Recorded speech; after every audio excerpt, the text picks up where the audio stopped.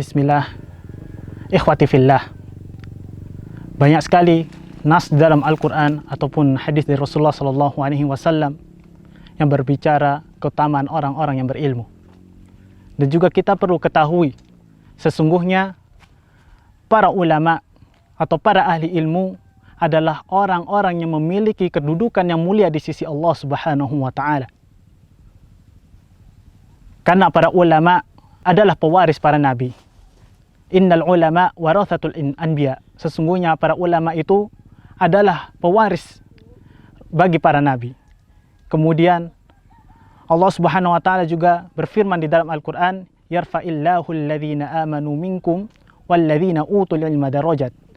Allah akan meninggikan derajat orang yang beriman, begitu pula orang yang menuntut ilmu beberapa derajat. Di dalam ayat yang lain, Allah Subhanahu wa Ta'ala juga berfirman, hal yastawil ladzina ya'lamuna wal ladzina la ya'lamun, innama yatadzakkaru ulul albab. Katakanlah, apakah sama orang yang berilmu dan orang yang tidak berilmu?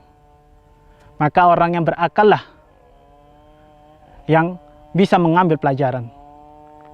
Kemudian di dalam athar yang masyhur juga dikatakan, jadilah engkau orang yang alim, atau orang yang menuntut ilmu, atau jadilah engkau orang yang menyimak ilmu, ataulah jadilah engkau orang yang mencintai para ulama, yaitu para ahli ilmu.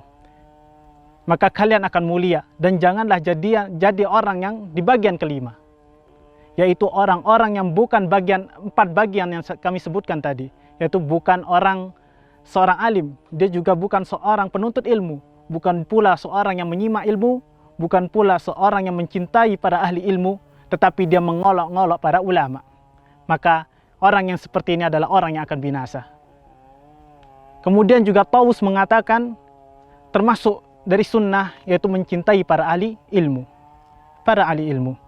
Kemudian ada beberapa poin penting yang hendaknya kaum muslimin yang baik memperhatikan ini terhadap para ahli ilmu atau para ulama. Yang pertama adalah dilarang bagi kaum muslimin menjatuhkan pribadi seorang ulama atau seorang alim. Karena Allah Subhanahu wa Ta'ala berfirman, la yaskhar qaumun min qaumin asa an yakunu khairan minhum. Janganlah seorang kaum mengolok-ngolok kaum yang lainnya. Bisa jadi ia lebih baik daripada yang mengolok-ngolok.